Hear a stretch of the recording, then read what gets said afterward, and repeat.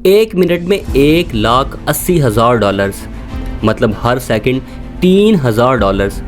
ये किसी luxury yard का रेट नहीं है, यह है अमेरिकन प्रेसिडेंट के ट्रैवल का खर्चा। जब एयरफोर्स 1 उड़ता है तो हर घंटे $2 लाख से ज़्यादा पैसा खर्च होता है सिर्फ फ्यूल में। लेकिन ये सिर्फ शुरुआत है। एयरफोर्स 1 के पीछे पीछे 5 कार्गो प्लेन्स उड़ते हैं। उनमें आर्मर्ड कार्स हैं, हेलीकॉप्टर्स हैं, एम्बुलेंसेस हैं और एक पोर्टेबल हॉस्पिटल भी है। प्रेसिडेंट जिस होटल में रुकता है वहाँ टॉयलेट सीट तक रिप्लेस कर दी जाती है। यहाँ तक कि प्रेसिडेंट का स्टूल और यूरिन सील करके वापस अमेरिका भेजा जाता है। न्यूक्लियर फुटबॉल नाम का ब्रीफकेस हर वक्त प्रेसिडेंट के 10 फीट के अंदर रहता है, जिसमें दुनिया ख़त्म करने के कोड्स हैं। आज मैं आपको दिखाऊंगा कि कैसे अमेरिकन प्रेसिडेंट का एक सिंपल 3 दिन का फॉरेन ट्रिप $100 मिलियन से ज़्यादा खर्च कर देता है और इस पैसे में क्या क्या होता है वो आपका दिमाग हिला देगा। चलिए शुरू करते हैं वहाँ से जहाँ ये सबसे कॉम्प्लेक्स ट्रैवल ऑपरेशन प्लान होता है। दोस्तों, जब अमेरिकन प्रेसिडेंट को किसी फॉरेन कंट्री में जाना होता है तो ये कोई लास्ट मिनट फैसला नहीं होता। कम से कम 4 से 5 महीने पहले प्लानिंग शुरू हो जाती है। अगर इमरजेंसी विजिट नहीं है तो इतना टाइम चाहिए होता है। सबसे पहले व्हाइट हाउस सिचुएशन रूम में मीटिंग होती है। National security adviser, chief of staff, secret service director सब बैठते हैं और एक डॉक्यूमेंट बनाते हैं जिसे प्रेसिडेंशियल डिसीजन मेमो कहते हैं।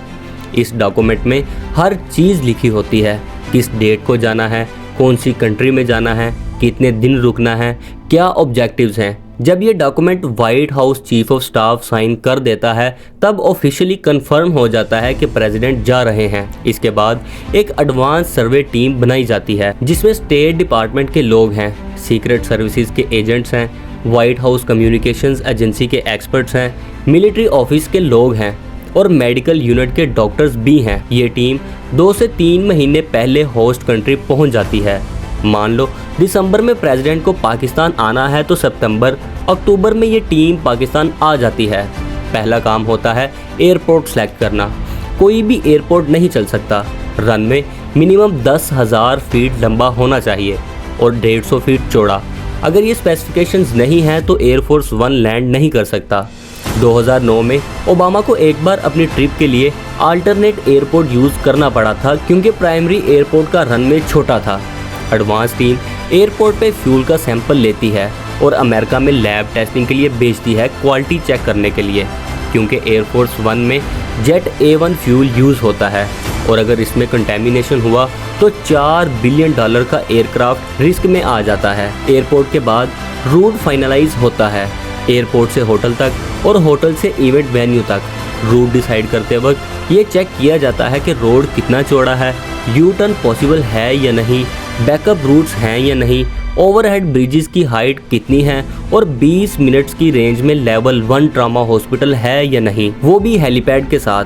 जब 2015 में ओबामा इंडिया गए थे तो उनके रूट पे 71 बिल्डिंग्स सील कर दी गई थी। रूट फाइनलाइज होने के बाद व्हाइट हाउस कम्युनिकेशन एजेंसी के लोग सैटेलाइट मैप्स और डिवाइसेस यूज करके चेक करते हैं कि कहीं सिग्नल डेड जोन तो नहीं है। जहां जहां नेटवर्क वीक लगता है वहां एक्स्ट्रा रिपीटर्स और एंटीनाज मार्क कर दिए जाते हैं, क्योंकि प्रेसिडेंट हमेशा सिक्योर कम्युनिकेशन में रहना चाहिए, चाहे वो कहीं भी हो। इसके बाद आता है होटल टेक ओवर, जो और भी इंटरेस्टिंग है क्योंकि होटल सर्वे सबसे सेंसिटिव होता है। एडवांस टीम पहले ये डिसाइड करती है कि होटल के किस फ्लोर और रूम में प्रेसिडेंट रुकेंगे। ग्राउंड फ्लोर कभी नहीं होता क्योंकि एक्सेसिबल है। टॉप फ्लोर भी अवॉइड किया जाता है क्योंकि हेलीकॉप्टर अटैक का रिस्क होता है। यूजुअली चौथा या 5वां फ्लोर प्रेफर किया जाता है। प्रेसिडेंट जिस फ्लोर पे रुकते हैं उसके ऊपर और नीचे वाले फ्लोर भी कंट्रोल में ले लिए जाते हैं। वहाँ सिर्फ सीक्रेट सर्विस एजेंट्स और ट्रस्टेड स्टाफ रह सकते हैं। होटल के सारे इलेक्ट्रॉनिक आइटम्स रिप्लेस कर दिए जाते हैं। टीवी LCD तक चेंज कर दिए जाते हैं क्योंकि उसमें लिस्टिंग डिवाइस हो सकती है। Bullet proof ballistic glass Windows में लगाया जाता है। वेंटिलेशन सिस्टम चेक होता है कि कहीं केमिकल अटैक तो पॉसिबल नहीं। डुप्लीकेट किचन बनाया जाता है और प्रेसिडेंट का खाना 2 जगह तैयार किया जाता है। इन केस एक जगह इशू हो तो बैकअप रेडी रहे। Microbiological food testing lab setup की जाती है। जो भी प्रेसिडेंट खाते हैं पहले फूड टेस्टिंग टीम टेस्ट करती है और सबसे इंटरेस्टिंग बात, प्रेसिडेंट की पोर्टेबल टॉयलेट सीट अमेरिका से लाई जाती है। कोई भी प्रेसिडेंट होस्ट कंट्री की टॉयलेट सीट यूज नहीं करता, क्योंकि उनका यूरिन और स्टूल सैंपल अगर किसी दूसरी कंट्री के पास आ गया तो वो उसकी health conditions, medications, mental state सब पता कर सकती है। प्रेसिडेंट के वेस्ट को सील करके स्पेशल कंटेनर में रखा जाता है और वापस अमेरिका भेज दिया जाता है। होटल की वेबसाइट से वर्चुअल टूर और फ्लोर मैप्स हटा दिए जाते हैं सिक्योरिटी रीजंस की वजह से। होटल के सारे स्टाफ का पुलिस वेरिफिकेशन होता है। कुछ केसेस में बैकग्राउंड चेक इतनी डीप होता है कि स्टाफ के फैमिली मेंबर्स तक इन्वेस्टिगेट किए जाते हैं। जब सब कुछ फाइनलाइज हो जाता है तो होटल का एक कंप्लीट 3D लेआउट बनाया जाता है, ड्रोन और लेज़र मैपिंग यूज करके। हर इमरजेंसी एग्जिट, हर स्टेयरकेस, हर एलिवेटर शाफ्ट मार्क होता है। अब आते हैं असली गेम चेंजर पे, एयरफोर्स वन। पहले क्लियर कर दूं, एयरफोर्स वन कोई एयरक्राफ्ट का मॉडल नहीं है, ये कॉल साइन है। जब भी एयरक्राफ्ट में यूएस प्रेसिडेंट बैठ जाता है उसका कॉल साइन एयरफोर्स वन बन जाता है। यूजुअली बोइंग 747-200B यूज होता है, जिसका टेल नंबर 28,000 या 29,000 होता है। लेकिन टेक्निकली अगर प्रेसिडेंट स्मॉल प्लेन में भी बैठते हैं तो वो एयरफोर्स वन बन जाएगा। ये रूल इसलिए बनाया गया क्योंकि एक बार 1950s में प्रेसिडेंट जो एयरक्राफ्ट में जा रहे थे उसका सेम कॉल साइन एक कमर्शियल फ्लाइट का भी था, जिसकी वजह से एयर ट्रैफिक कंट्रोल में कंफ्यूजन हो गई थी। तब से यही सिस्टम चल रहा है। एयरफोर्स वन कोई नॉर्मल प्लेन नहीं है, ये एक फ्लाइंग फोर्ट्रेस है, $4 बिलियन की कॉस्ट का। 3 फ्लोर्स हैं, 4000 स्क्वायर फीट स्पेस।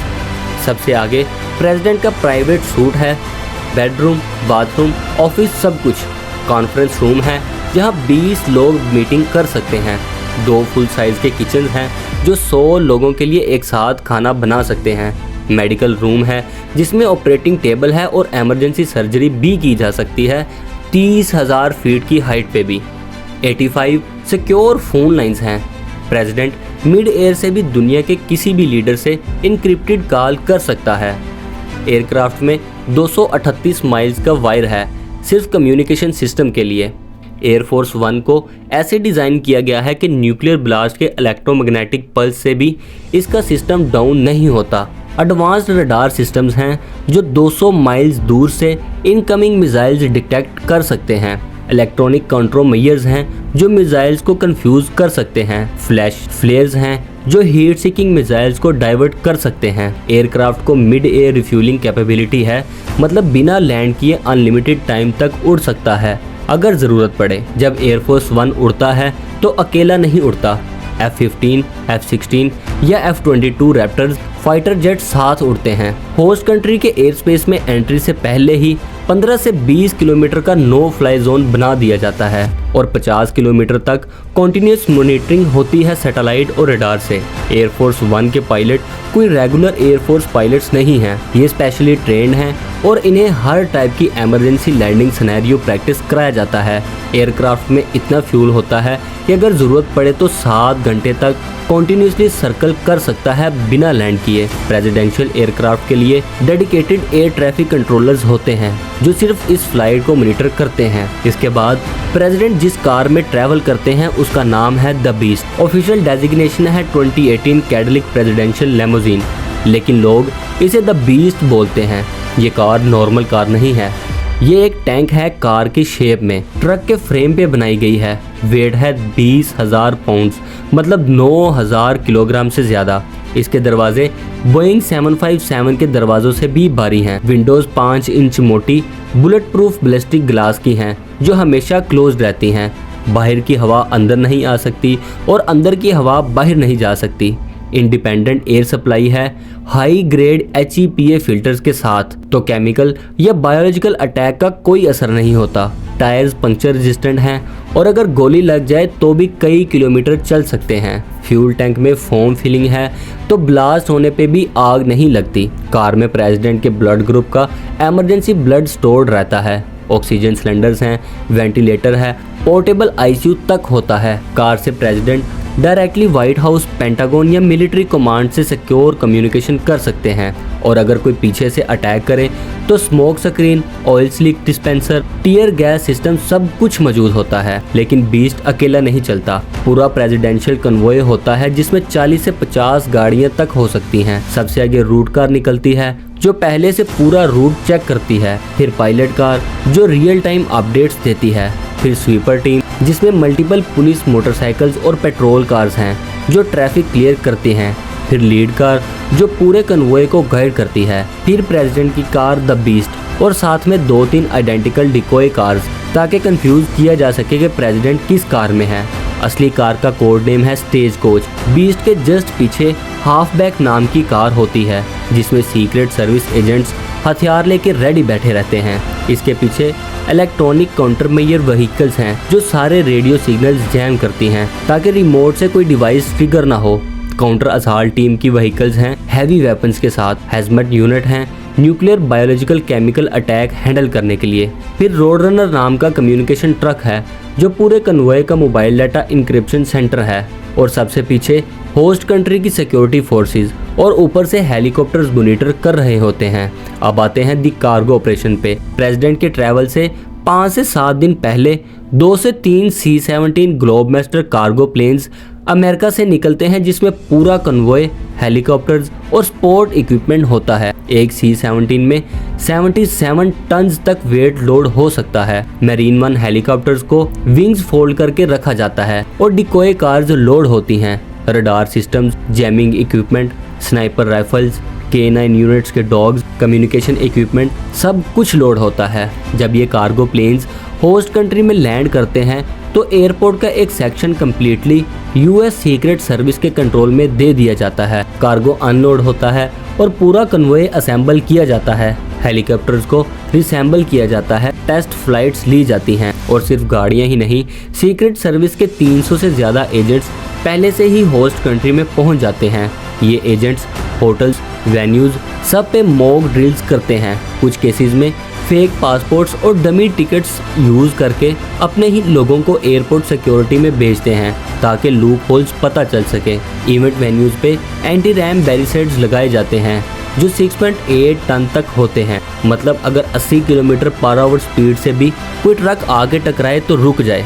बिल्डिंग्स को सील किया जाता है। स्नाइपर्स पोजीशन लेते हैं रूफ टॉप्स पे। वाइब्रेशन सेंसर्स ग्राउंड में लगाए जाते हैं ताकि अंडरग्राउंड टनल अटैक डिटेक्ट हो सके। पूरा एरिया नो फ्लाई जोन बन जाता है। क्रिमिनल रिकॉर्ड वाले लोगों को और पोटेंशियल प्रोटेस्टर्स को प्रिवेंटिव कस्टडी में डाल दिया जाता है एज ए प्रिकॉशन। जब ओबामा 2015 में आए थे तो बैगर्स तक को शेल्टर्स में शिफ्ट कर दिया गया था और 500 रुपए का इनाम अनाउंस किया गया था उनके बारे में इन्फॉर्म करने के लिए। तो दोस्तों, ये है US प्रेसिडेंट का ट्रैवल का पूरा सिस्टम।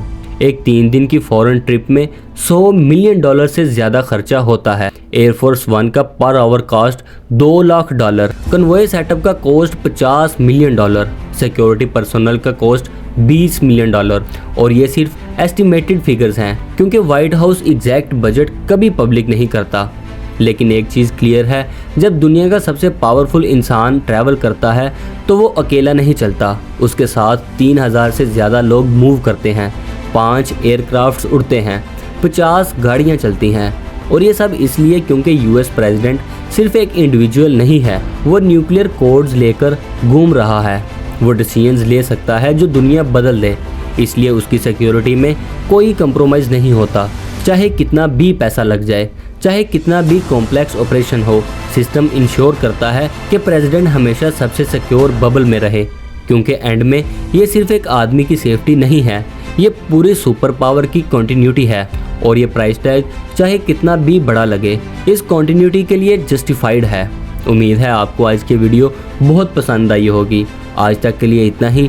अब मिलेंगे अगले हफ्ते एक बेहतरीन वीडियो के साथ। तब तक के लिए अल्लाह हाफिज़।